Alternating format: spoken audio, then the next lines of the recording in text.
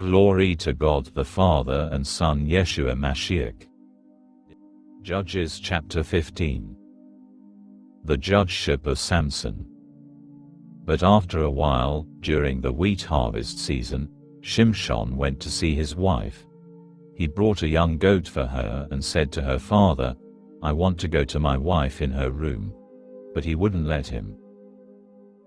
Her father said, "I really thought you hated her altogether, so I gave her to your best man. But her younger sister, isn't she even prettier?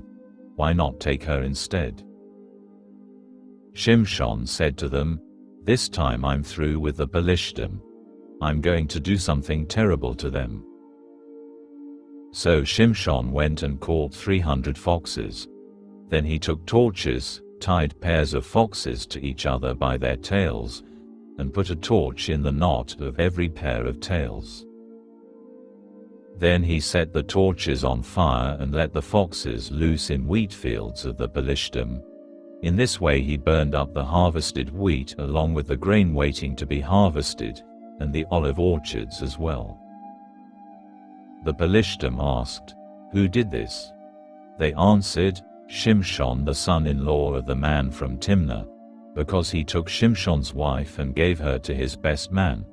Then the Pelishtim came up and burned both her and her father to death. Shimshon said to them, "I will certainly have my revenge on you for doing such a thing, but after I do, I'll stop."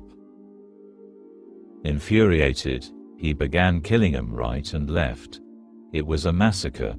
Then he went down and stayed in the cave at the Atam rock. The Pelishtim went up, pitched camp in Yehudah and attacked Lechi. The men of Yehudah said, "Why are you attacking us?" They replied, "To arrest Shimshon, that's why, to treat him the way he treated us." Then 3,000 men from Yehudah went down to the cave at the Atam rock and said to Shimshon, "Don't you know that the Pelishtim are our rulers? What are you doing to us?" He answered, "I've only treated him the way they treated me." They said to him, "We've come down to arrest you and hand you over to the Pelishtim." Shimshon replied, "Swear to me that you won't fall on me yourselves." They said to him, "No, but we will tie you up and hand you over to them. However, we promise not to kill you." So they tied him up with 2 new ropes and brought him up from the rock. When he got to Lechi, the Pelishtim came running and shouting at him, and the spirit of Adonai came on him powerfully. The ropes on his arms became as weak as burnt flax and fell from his arms. He found a fresh donkey jawbone, took it in his hand, and with it he struck down 1,000 men.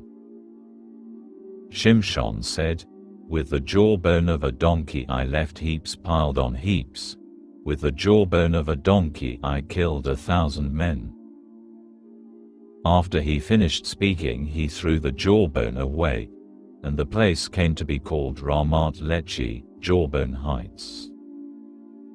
Then he felt very thirsty, so he called on Adonai, saying, "You accomplished this great rescue through your servant. But am I now to die from thirst and fall into the hands of the uncircumcised?"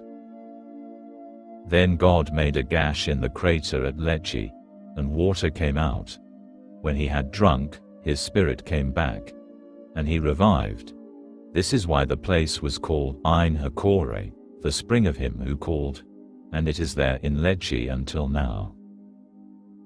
He judged Israel in the period of the Pelishtim for 20 years.